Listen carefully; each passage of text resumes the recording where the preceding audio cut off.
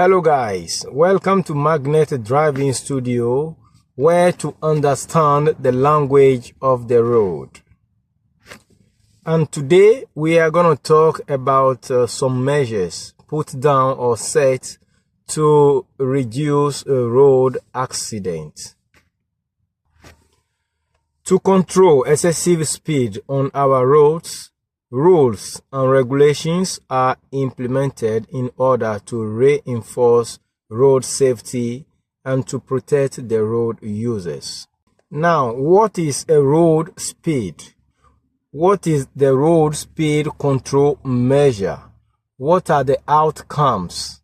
So, there are a lot of questions around the road regarding the road speed. So we are going to blend all this together in some few words. Now, let's see what are road speed control measures.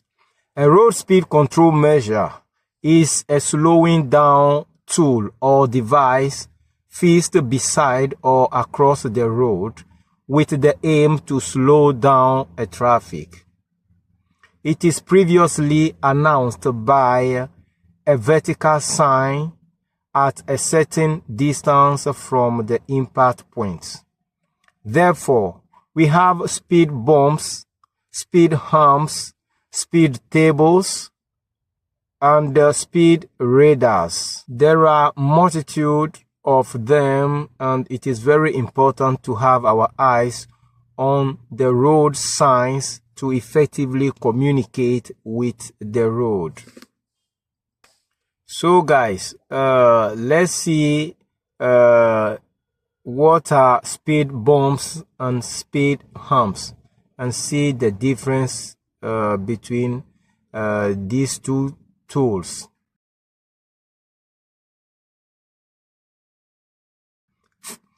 Where speed bumps are aggressive in slowing down traffic, speed humps are more forgiving. They are usually not as high as speed bump and are longer. This makes it a good option to slow straight traffic to a safe speed. So guys, as you can see, driving on a road with a speed endangers the life of road users or the road users. So this is the reason why authorities set rules to regulate traffic in order to avoid numerous accidents on our road. So, speed humps are also known as road humps or undulations and are mainly installed for 10 to 15 miles per hour speed zone.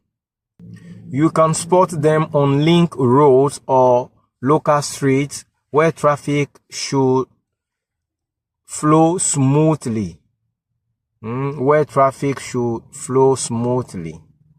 In such areas, excessive speed endangers pedestrians' life. So, to sum it up, speed bumps and speed humps are just different approaches to the same problem, which is slowing down vehicles. Now, let's talk about speed radars. A speed radar is an electronic device reporting to the police road users that exceed the assigned road speed limit. It flashes the overspeeding cars and the data, which is picture or video, are later collected and sent to the traffic department by authorized persons. Okay. So guys, talking about radars, we have a different type of radars. We have fixed radars and mobile radars. And among the fixed radars, We have speed cameras, traffic light cameras. We have double-sided cameras and other or single-side camera. So the fixed radar is permanently fixed at a particular point of the road where speed endangers the life of the road users. Okay. Speed cameras. Speed enforcement cameras are used to monitor compliance with the speed limit. They are stationary devices installed at a specific location on the highways and roads to capture images or videos of vehicles exceeding the speed limit. Okay, so whether on a highway or a normal road, speed cameras are being placed in order to monitor vehicles which will overspeed. Okay, so we need to be very careful. The traffic light cameras,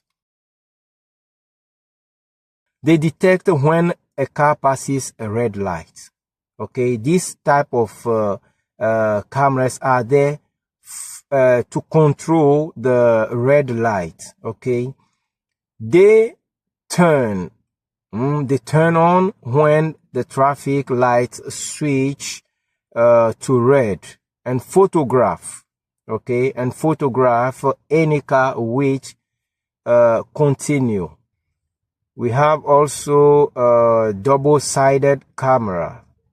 Okay, the double-sided cameras are the type of camera that control both sides of the road. Okay, so on the highway, for instance, there are cameras that can control the left part of the road and at the same time the right part of the road.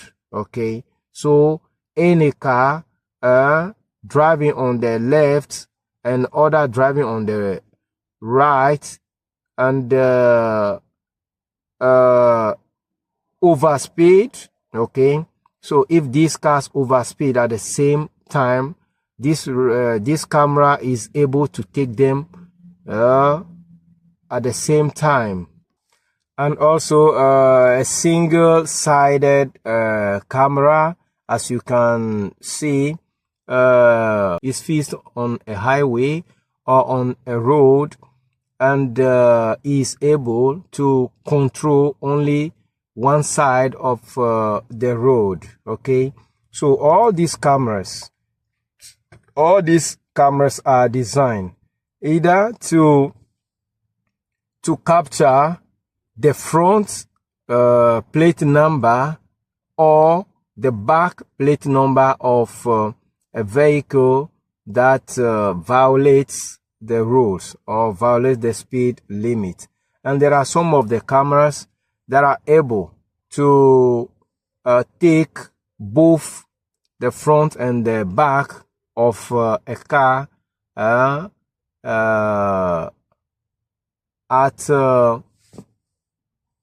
a time. Now let's talk about the mobile cameras.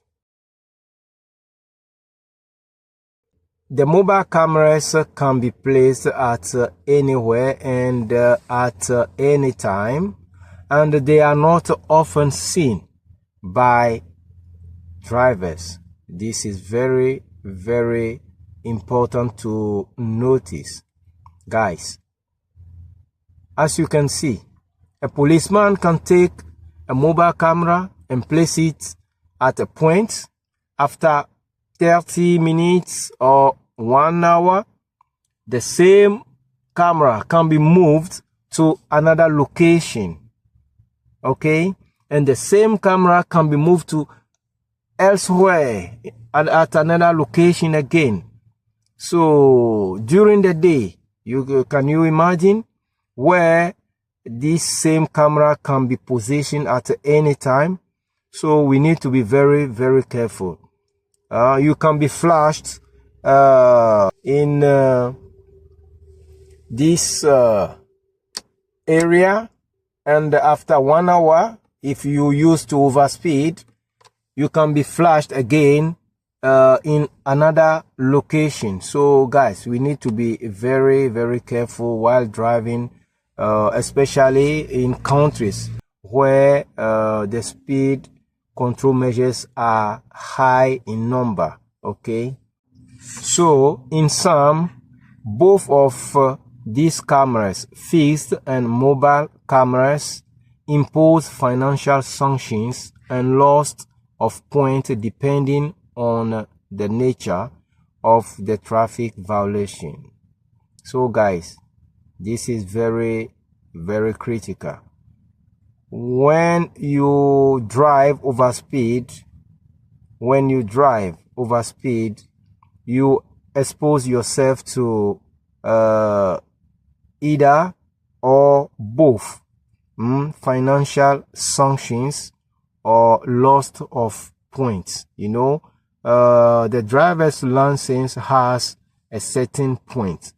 In my country of residence, the license has the driver's license has 14 points. I don't know about where you are. You can mention in the comment section. You can mention the points in your driver's license where you are, or in the country that you live, and tell us the number of points that your driver's license has. Okay, in my country here, it has 14 points, and you may lose 1 point depending on the nature of the violation. You may lose 7 points, especially when you cross, you jump a red light. Okay, so you need to document on all these things and be very careful. And what you need to do is just to follow the rules and the regulations that govern the traffic code. And one more thing I want to add to this slide, or is something to bear in mind. Okay, when a driver loses points from his driver's license until the last, he becomes disqualified and loses his license, hence his right of driving. So this is the sad part of all the situation. The moment you start losing points in your driver's license and you did not get conscious to correct these bad habits that are bringing you this loss of points, the moment you lose the last point in your driver's license, it means your license will be cancelled, okay, and you are disqualified for driving in the country where you got that license. Okay, and once you are disqualified, it means you are no more eligible to drive in that country. Okay, so guys, we need to be conscious of our life first, and secondly of the life of others. So guys, let's be careful. In addition, there are some 3 risks I want to share with you. Okay, these are not something that the driving school will hammer on, but I got it through my driver's experience. Okay, what is this? When you're driving and at a red light or at a signal, there is 3 risks at the signal, and this happens when the green light switches to the yellow. Okay, it is at that particular time that these three risks rise. Okay, and what are these three risks? The first one is over speeding. Okay, the first one is over speeding, because when the green is changing to the yellow light, many of us try to go faster in order to avoid the red light, and they end up in overspeeding. That's the first risk. And the second risk is crossing the red light. Okay, is crossing the red light. And the third risk is the risk of crash due to sudden braking of some vehicles. Okay, so the moment you are trying to speed up to go before the red light, any car can stop. Any car in front of you can stop suddenly, not in order not to overspeed or cross the red light, and you may hit this car, or someone also may hit you. So these are the three risks I want to share with you at a signal when the green is changing to yellow. Okay, when the green is changing to yellow, so you have to be very careful to end up in overspeed or jump the red light or crash or enter into collision with another car. So guys, this is the end of the first part of this slide. Okay, and we are gonna talk in the second part. We are gonna talk about lane departure alert. Lane departure alert. What is lane departure alert? Mostly when you're driving, you are supposed to position your car in the middle of the two lines, okay, in the middle of the road.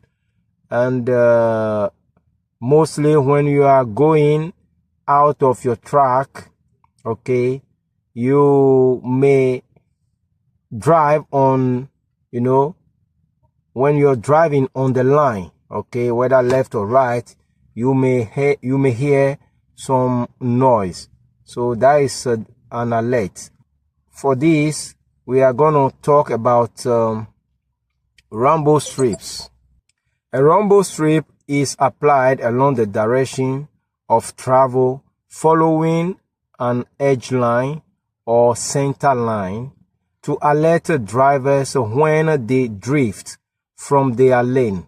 Okay, rainbow strips may also be installed in a series across the direction of travel to warn drivers of a stop or slow down ahead, or of an approaching danger spot. Okay, as motor vehicle tires pass over the rainbow strips, the drifting motorists receive auditory and tactile warning to correct their path of steering. So as you understand, when you're driving out of your lane, the rainbow strips may produce a kind of sound, and vibration that will alert you that you are not driving properly in your lane. Okay, but to resume all this concerning the rainbow strips, there are cars nowadays equipped with a lane departure system that alerts the driver when drifting out of his lane, okay, by producing sound alerts showing the jumped lane, shifting the steering wheel back to the lane. Okay, so in these advanced cars, when you are not properly driving in your lane, or you are going out of your lane, when your lane departure is activated in the system, you will hear a sound alert. Okay, you may hear a beep, or it depends on the maker of the car. You will hear this sound alert, and on the dashboard you will find a blinking line showing you the lane that you're jumping. Okay, and at the third place, you will feel it. This is even visible. You can see and feel it. Your car will shift. The car will shift automatically the steering wheel back to the lane. So I will show you in a video these three things: the alert, and the lane that is that I will try to jump, and when the steering is shifting back to the lane. I will show you all in the video. Okay, so this happened. Okay, this lane departure alert happened when you did not signal. Okay, when you did not put your trafficator on. If you don't signal left or right before changing lane, this thing will happen to you, and the car will try automatically to shift your steering back. Okay, your steering wheel back to your lane of driving.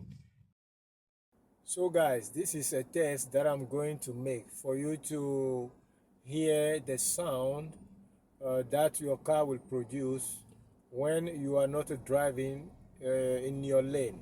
Okay, when you're driving out of your lane. Okay, I will try to drive on the yellow line on my left for you to hear the sound. Okay guys, can you hear? This is one.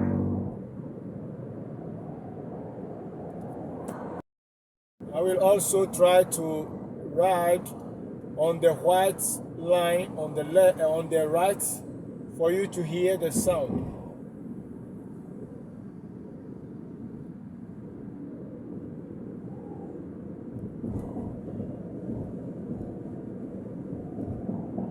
Okay, can you hear? So this will alert you that you are not driving in your lane. Okay. So guys, you can check the steering. As you can see.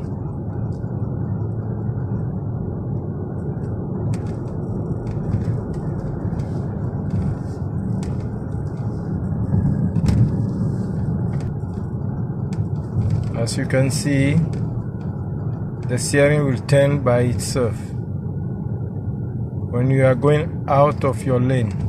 I'm not turning it, but you can see the steering will turn by itself.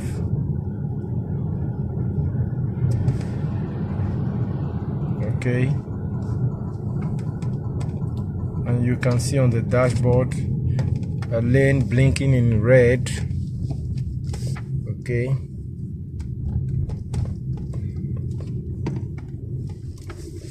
So guys, this is a little bit I want to share with you in today's slide. So we need to control our speed when we are driving. Okay, we need to control our speed in order not to enter into an accident. That is one. Secondly, in order not to attract financial sanctions. Okay. And also in order not to lose our driver's license. I'm not gonna say losing our driving point, but losing our driver's license. So guys, thank you for your attention today, and consider subscribing if today is your first time. Like and share our video to your loved ones. Okay, don't forget the quiz part where there will be questions for you to answer. So guys, see you the next time.